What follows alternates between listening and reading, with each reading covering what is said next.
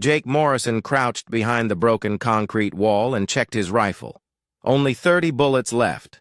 The sounds of alien screams filled the air around him. The bug-like creatures were getting closer to the power station. How many more of them? Are there? Lisa Wong asked. She was bleeding from a cut on her forehead. Her hands shook as she reloaded her weapon. Too many, Jake said. He looked at his small team. Only 4 soldiers were left now. Danny Clark sat against the wall, holding his wounded arm. Amy Foster was setting up the last explosive device they had. The colony of New Denver was finished. Jake knew it. Everyone knew it. The Zephyrians had been attacking human worlds for 6 months. They never lost. They never stopped. They just kept coming like angry insects from a kicked nest. "Sergeant, the evacuation ships are leaving in 10 minutes, Amy said.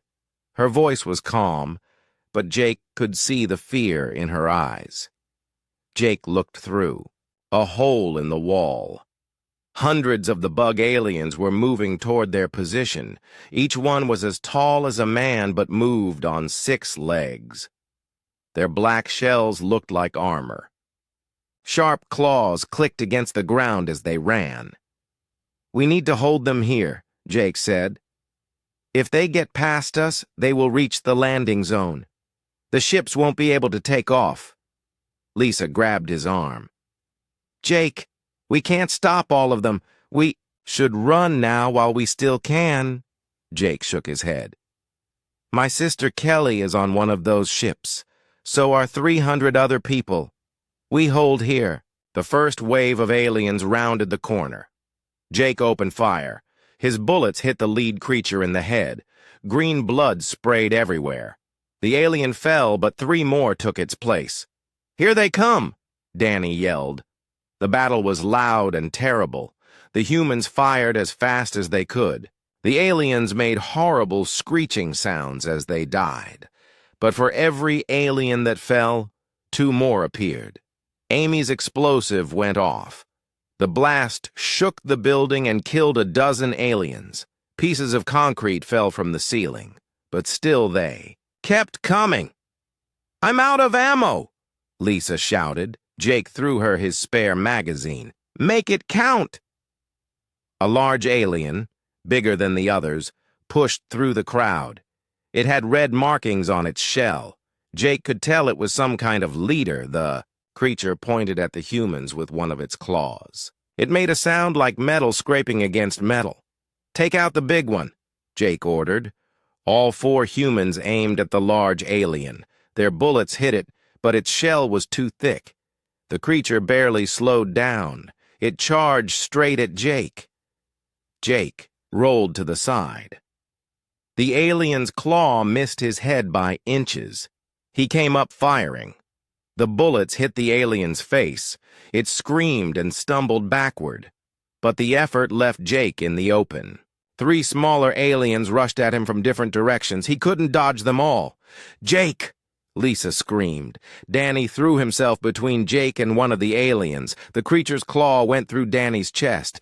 Danny fell to the ground, blood pouring from his wound. "No!" Jake yelled. He shot the alien that killed Danny. Then he shot the other 2. Amy was fighting 2 aliens at once. One of them knocked her rifle away. The other alien raised its claw to strike her down. Lisa shot both. Aliens from across the room. "Amy, get over here!" But more aliens were pouring into the room. Too many to count. Too many to fight. "The ceiling!" Amy pointed up. "If we bring it down, it might block them." Jake looked up. The ceiling was already cracked from the explosions. A few more blasts might bring it down. But they had no more explosives. "The power core," Jake said. "If we overload it, the explosion will bring down this whole section." "That's suicide," Lisa said. "Better than letting them get to the ships," Jake replied. He ran toward the power station controls. Aliens chased after him. Lisa and Amy provided cover fire. Jake reached the control panel and started typing commands. His fingers moved quickly over the buttons. An alien claw slashed across his back. Jake spun around and shot the creature in the face. He turned back to the controls. "Almost done!" "Jake, hurry!" Amy yelled. She was down to her last magazine. 30 seconds, Jake called back. The power core started making a high-pitched whining sound. Warning lights flashed red all around the room. The aliens seemed to sense the danger. Some of them started backing away. But their leader, the big alien with red markings, kept coming. It wanted Jake dead more than it wanted to live. Jake finished entering the commands.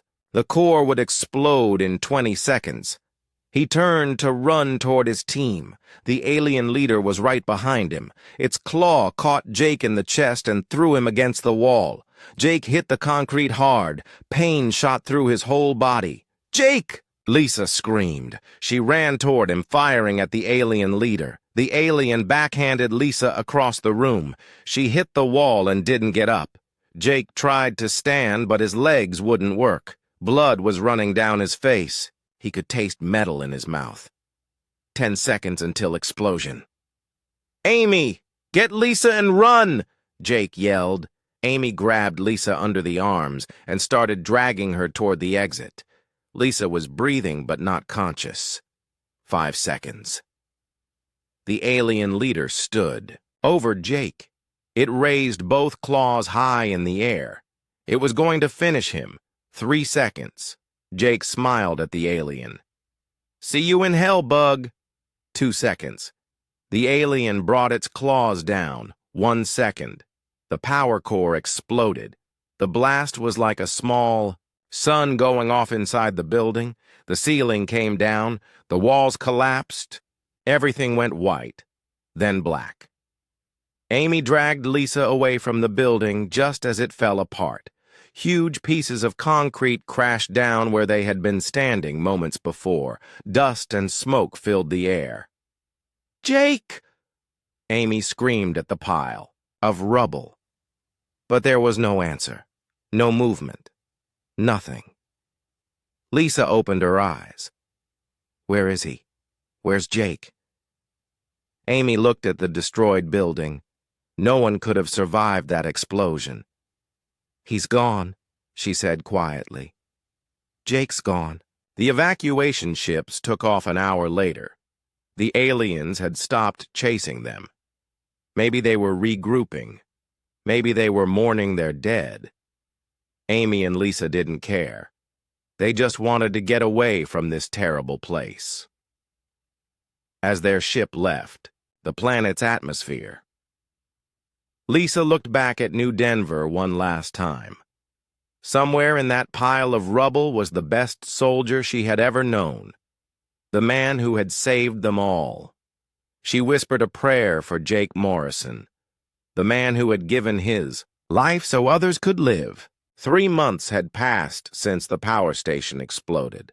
3 months since everyone thought Jake Morrison had died. But Jake was not dead. He was alive. And he was angry.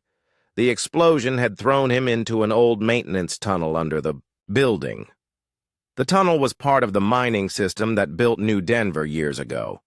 When the ceiling came down, it sealed the tunnel entrance. Jake was trapped. But he was also hidden. For the first week, Jake barely moved.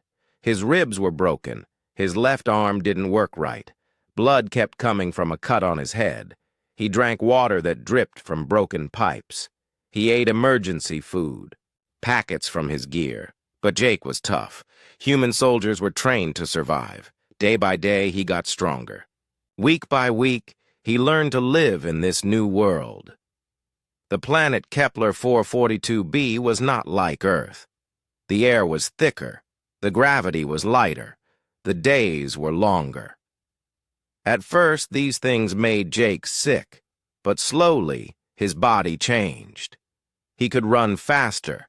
He could jump higher. He could see better in the dark.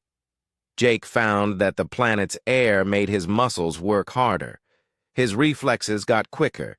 His mind got sharper. It was like the planet was making him into a better soldier. The tunnel system was huge.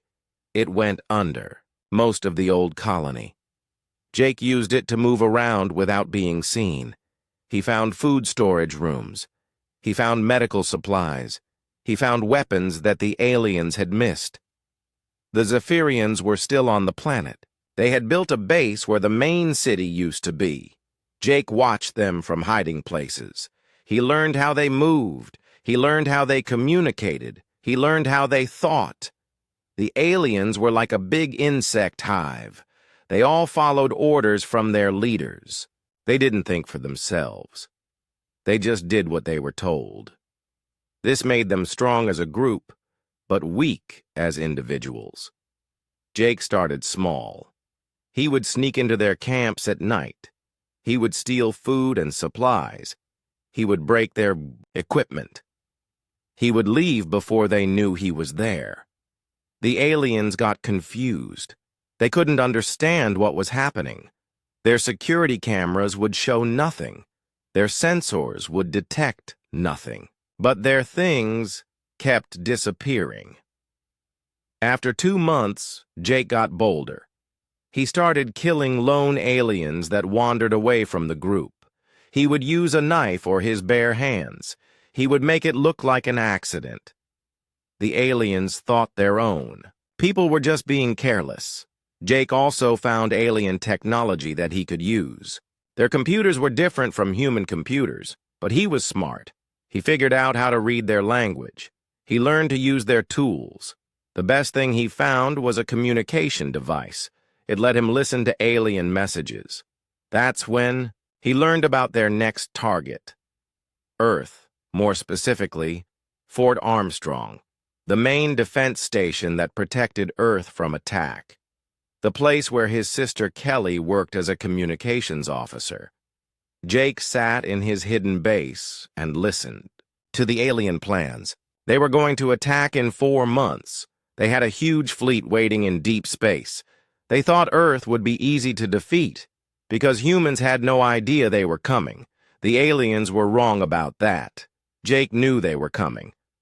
But he was one man on a distant planet. How could he warn Earth? He needed to get off this planet. He needed to steal an alien ship.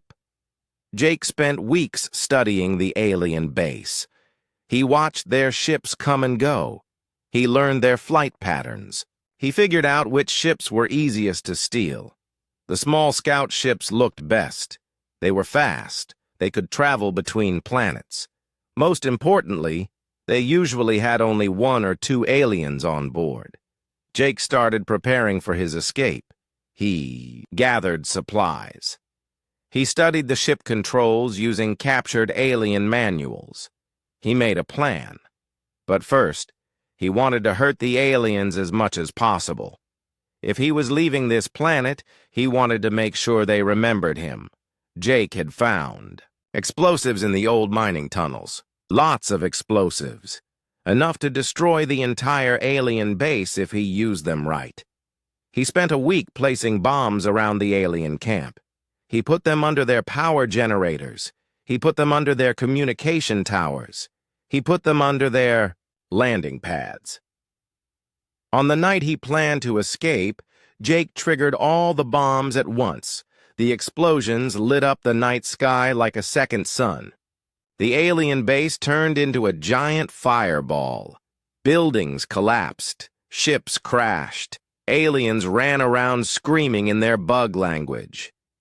In the chaos, Jake struck. He ran toward the landing pads where the scout ships were kept. Most of the ships had been destroyed by the bombs. But one small ship was still intact. 2 alien pilots were trying to get the ship started. They wanted to escape the burning base. Jake killed them both with his knife. He dragged their bodies out of the ship and climbed into the pilot's seat. The alien controls were strange, but Jake had practiced. He started the engines. The ship lifted off just as alien soldiers reached the landing pad. They shot at the ship, but Jake was already flying away. As he escaped into space, Jake looked back at the planet. The alien base was still burning. Smoke and fire covered half the continent. He had done more damage than a whole army, but his work was not finished. He had to reach Earth. He had to warn them about the attack. He had to save his sister and everyone else. The stolen ship was small, but it was fast. Jake set course for Earth and pushed the engines to their limit. According to the alien navigation system, the trip would take 2 months. 2 months to cross the galaxy in an alien ship. 2 months to figure out how to convince Earth's defenses that he was not an enemy. 2 months to prepare for the biggest battle in human history. Jake strapped himself into the pilot's seat and watched the stars go by. Somewhere out there was Earth. Somewhere out there was his sister Kelly. Somewhere out there was the alien fleet, preparing to destroy everything he cared about. But they had made one big mistake. They thought Jake Morrison was dead. They thought humans gave up when things got hard. They thought wrong. Jake was coming home, and he was bringing a warning that would save the human race. 2 months into his journey home, Jake Morrison was no longer the same man who had fought at New Denver. Living alone in space had changed him. The alien ship's life support systems were designed for Zephyrians, not humans. But Jake had adapted. He had learned to eat alien food that would have made him sick months ago. He had modified the ship's air system to work better for human lungs. Most importantly, he had turned the small scout ship into a weapon. Jake spent his time studying captured alien technical manuals. He learned about their weapons, their shields, and their weak points. He installed human equipment wherever he could. The result was a strange mix of human and alien technology that no one had ever seen before. The ship's computer was now running human software that Jake had written himself. The weapons were upgraded with parts he had salvaged from the destroyed alien base. Even the engines were running better than when the aliens had built them. But Jake's biggest advantage was something the aliens could never understand. He thought like a human, not like a bug in a hive. When alien hunters came looking for their stolen ship, Jake was ready for them. The first attack came near a small asteroid field. 3 Zephyrian fighter ships dropped out of hyperspace and immediately started shooting. Their plan was simple. Surround the stolen ship and destroy it quickly. It was a good plan. It would have worked against another alien pilot. But Jake was not an alien. Instead of running or fighting back normally, Jake did something crazy. He flew straight into the asteroid field using the rocks as cover. The alien pilots followed him, thinking they had him trapped. Jake knew something they didn't. Human pilots were trained to fly in difficult conditions. They practiced flying through storms, around obstacles, and in situations where computers couldn't help them. Alien pilots relied on their computers for everything. In the asteroid field, Jake turned off his ship's autopilot and flew manually. He twisted between rocks that were only a few feet apart. He used the asteroids to block alien weapons fire. He even crashed one alien ship into a large rock by tricking the pilot into following him too closely. The other 2 alien ships tried to escape, but Jake was faster. He had modified his engines to run at dangerous speeds. He caught up with them and destroyed both ships with his upgraded weapons. After the battle, Jake sent a message using the aliens' own communication system. He made sure every Zephyrian ship in the area could hear it. "This is Sergeant Jake Morrison of the Human Army," he said in the alien language he had learned. "I am the soldier you thought you killed on Kepler 442b. I am coming home, and there is nothing you can do to stop me." The message caused chaos in the alien fleet. They had reported Jake as dead months ago. Their leaders had celebrated the defeat of the troublesome human soldier. Now he was back, and he was making them look like fools. More ships came after Jake. Sometimes one ship, sometimes 5 ships, sometimes a whole squadron. It didn't matter. Jake destroyed them all. Each battle taught him more about alien weaknesses. He learned that their ships couldn't handle sudden changes in direction. He learned that their weapons overheated if they fired too much. He learned that their pilots panicked when they couldn't contact their commanders. Most importantly, he learned that aliens feared the unknown. They didn't know how to fight an enemy who didn't follow their rules. Meanwhile, on Earth, strange things were happening at Fort Armstrong. Kelly Morrison sat at her communication station, monitoring deep space signals. It was boring work most of the time. She listened for alien transmissions, tracked incoming ships, and reported anything unusual to her commanders. But for the past month, she had been picking up weird signals.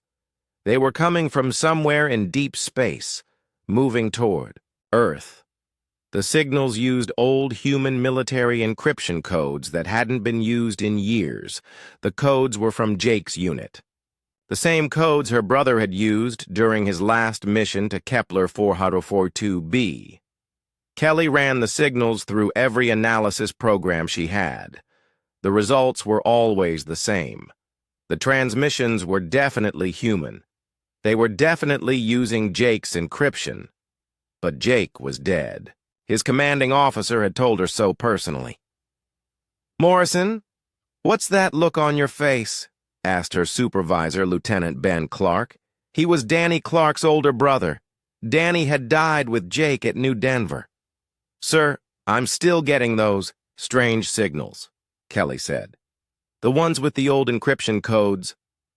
Ben walked over to her station and looked at the data. His face got serious. "Kelly, we've been through this. Your brother died 5 months ago. These signals are probably alien tricks. They're trying to confuse our defenses. But, sir, the encryption is perfect. How could aliens know codes that were created by human computers?" Ben put his hand on her shoulder. "I know this is hard. Jake was a good soldier and a good man, but you need to accept that he's gone. Don't let grief cloud your judgment." Kelly nodded, but she didn't believe it. The signals were too precise, too human. She started running secret analysis on them during her off-duty hours. What she found shocked her. The signals weren't just random transmissions. They were battle reports. Someone was fighting alien ships and winning. Someone was using human tactics that only Earth military academies taught. The reports described battles near asteroid fields, fights in deep space, and attacks on alien supply convoys. Whoever was sending these signals was cutting through alien forces like they were made of paper. Kelly started tracking the source of the signals. They were getting closer to Earth. In 2 weeks, whatever was sending them would reach the outer solar system. She tried to tell her commanders again, but they wouldn't listen. Admiral Ben Carter was busy with other problems. Strange alien fleet movements had been detected in distant sectors. Intelligence reports suggested a major alien operation was being planned. Nobody had time to worry about mysterious signals that might be coming from a dead soldier. But Kelly didn't give up. She used her security clearance to access military databases. She looked up everything she could find about alien communication technology. What she discovered changed everything. The aliens couldn't break human encryption codes. Their computers worked differently from human computers. It would take them years to figure out even simple human passwords. That meant the signals were really coming from a human, and the only human who could be using Jake's codes was Jake himself. Kelly made a decision that could end her career. She sent a reply message using the same encryption codes. She broadcast it toward the source of the signals and hoped whoever was out there would receive it. Unknown transmitter, this is Communication Officer Kelly Morrison at Fort Armstrong.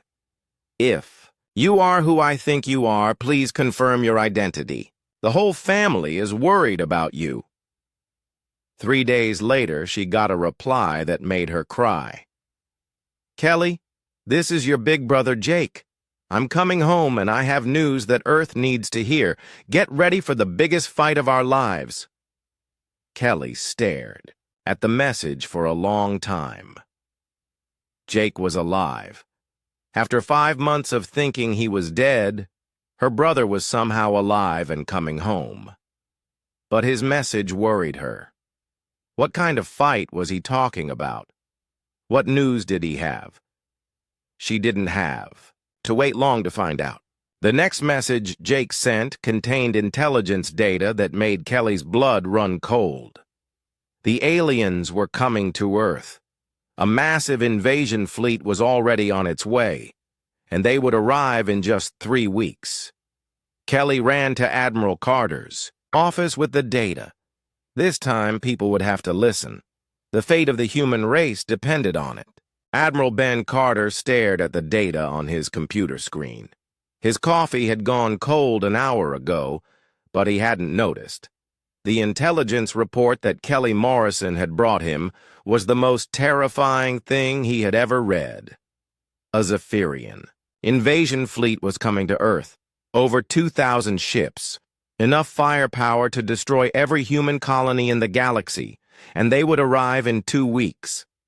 Are you absolutely sure this data is accurate? Carter asked Kelly for the 10th time. Yes, sir, Kelly replied. The encryption codes are genuine. The battle damage assessments match known alien ship designs, and the fleet movement patterns are consistent with previous Zephyrian operations. Carter rubbed his tired eyes. And you're telling me this intelligence is coming from your brother? The brother who was reported killed in action 5 months ago? Yes, sir. Jake is alive. He's been fighting aliens for months, and he's on his way here in a stolen alien ship. Carter wanted to dismiss the whole thing as impossible. Dead soldiers didn't come back to life. They didn't steal alien ships and fight their way across the galaxy. But the data was too detailed to be fake, and the alien fleet movements his scouts had reported were starting to make sense. Get me a direct line to Earth Command, Carter ordered his aide. Priority Alpha. Tell them we have a Code Red situation. Within hours, every human military base in the solar system was on high alert. Ships that had been in dock for repairs were rushed back into service. Soldiers on leave were called back to duty. The entire Earth Defense Force was mobilizing for war, but they were still outnumbered 10-1. 3 days later, Jake's stolen alien ship appeared on the edge of Earth's defense perimeter. The ship was barely recognizable as Zephyrian technology anymore. Jake had painted human military symbols on the hull. He had mounted extra weapons on the wings.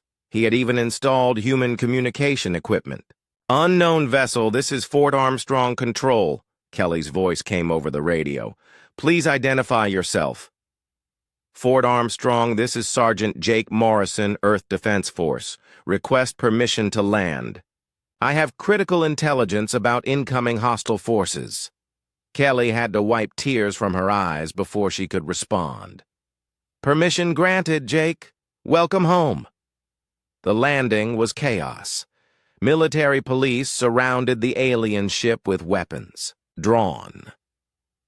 Scientists rushed to examine the strange technology. Intelligence officers waited with recording equipment to capture every detail of Jake's report. But when Jake stepped out of the ship, everyone stopped talking. He looked like he had been through hell. His uniform was a mix of human and alien materials. Scars covered his face and arms. His eyes had the hard look of a man who had seen too much death. but he was alive. Against all odds, Jake Morrison had survived. Admiral Carter was the first to speak. "Sergeant Morrison, you were reported killed in action 5 months ago. How is it possible that you're standing here?" "I got lucky, sir," Jake said. "The explosion threw me into an underground tunnel. I've been hiding on Kepler 442b ever since, learning everything I could about alien technology and tactics. And now you're telling us they're coming here?" Jake nodded. 2,000 ships, sir. Maybe more. They'll arrive in 10 days. They're planning to wipe out every human in the solar system. Carter felt his stomach drop. Even with advance warning, Earth's defenses couldn't handle that many enemy ships. "What do you recommend, Sergeant?" "I've been fighting these aliens for months, sir. I know their weaknesses. Their tactics are predictable. Their technology has flaws. And most importantly, they don't understand humans." Jake pulled out a data pad filled with alien technical specifications. "They fight like insects in a hive. Everyone follows orders. Nobody thinks for themselves. If we can disrupt their command structure, their whole fleet will fall apart." "How do we do that?" "We kill their queen." Carter raised an eyebrow. "Queen?" "Every Zephyrian fleet is controlled by a queen. She's like the brain of the hive. All the other aliens take orders from her. If she dies, they can't coordinate their attacks." Jake pointed to a section of his data. "The Queen's ship is always in the center of the fleet. It's the biggest and most heavily defended. But it has one weakness. The Queen has to maintain telepathic contact with all her warriors. That means she can't hide behind heavy shielding." "You're suggesting we attack the most heavily defended ship in their fleet?" "I'm suggesting we let them attack us first," Jake said. "Draw them into Earth's defense grid. Make them spread out their forces. Then hit the Queen's ship with everything." "We have." Carter studied the battle plans Jake had drawn up. They were crazy. They were dangerous. They relied on split-second timing and perfect coordination. They might actually work. "I'll need time to convince Earth Command," Carter said. "This plan goes against everything in our tactical manuals." "Sir, our tactical manuals were written to fight other humans," Jake replied. "These aliens aren't human. We need to think differently if we want to win." Over the next week, Jake worked with Earth's best military minds to refine his plan. He taught them everything he had learned about alien weaknesses. He showed them how to modify human weapons to penetrate alien shields. He explained how to jam alien communications and disrupt their coordination. Most importantly, he convinced them that humans had one advantage the aliens couldn't match: unpredictability. "Aliens follow patterns," Jake explained to a room full of officers. "They do what their computer models tell them to do. They can't adapt when something unexpected happens. That's how one human soldier has been destroying their ships for months." Kelly attended every briefing. She was proud of her brother, but she was also worried. Jake's plan required him to personally lead the attack on the Queen's ship. It was almost certainly a suicide mission. "You don't have to do this," she told him after one late-night planning session. "You've done enough. Let someone else lead the attack." Jake shook his head. "I know their ship layouts better than anyone. I speak their language. I understand how they think. It has to be me." "What if you don't come back?" Jake smiled, but it didn't reach his eyes.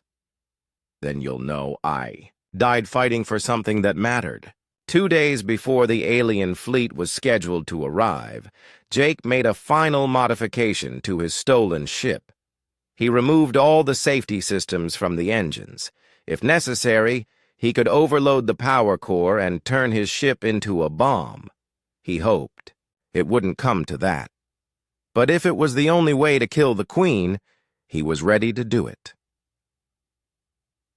On the last night before the battle, Jake stood on the observation deck of Fort Armstrong and looked at Earth. It was beautiful. Blue oceans, white clouds, green continents. Everything the human race had built, everything they were fighting to protect. Tomorrow, the biggest battle in human history would begin. Either they would win and Earth would be safe, or they would lose and humanity would be extinct. Jake thought about all the people who had died on the outer colonies. Danny Clark, who had sacrificed himself to save Jake's life. Amy Foster and Lisa Wong, who thought Jake was dead. All the soldiers who had fought and died believing they were losing the war. Tomorrow, Jake would show the aliens that humans don't give up.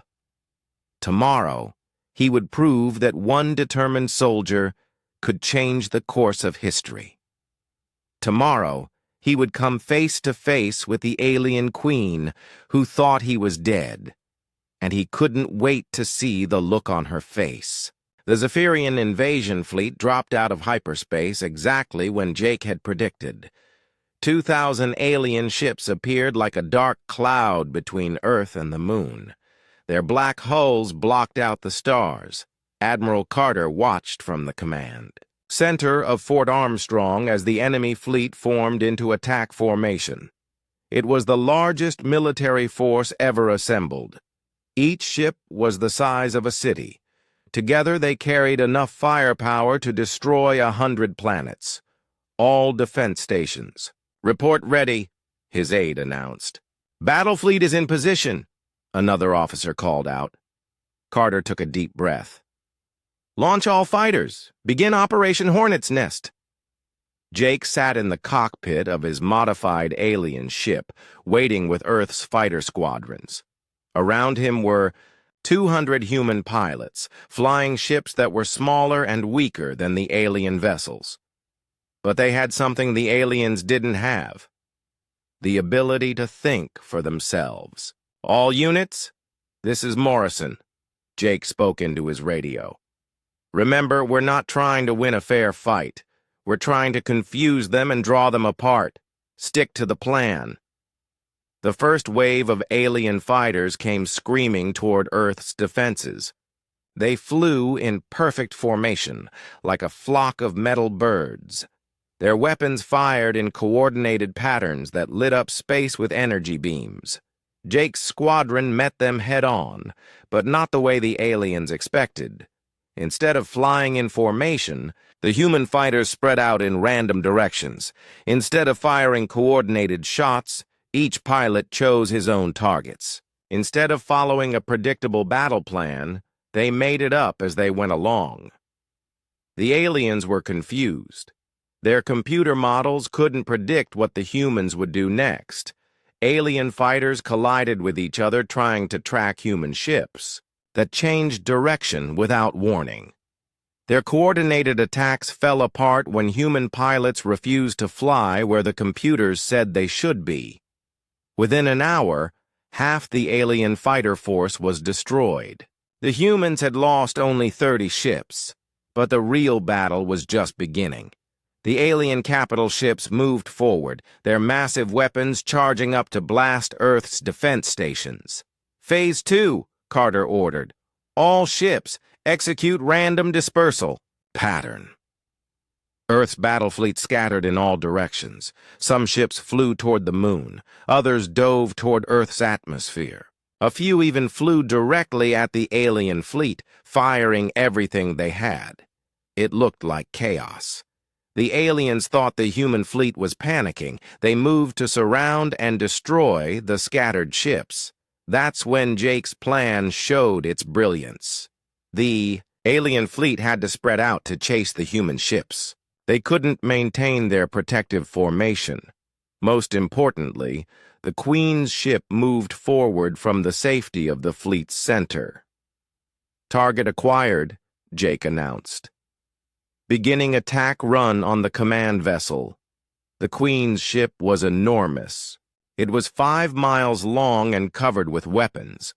Smaller ships flew around it like guards protecting their ruler. Getting close enough to attack it should have been impossible, but Jake had spent months learning alien tactics. He knew exactly how they would try to stop him. The alien fighters came at him in waves, firing energy weapons that could destroy a normal ship with one hit. But Jake's ship wasn't normal anymore.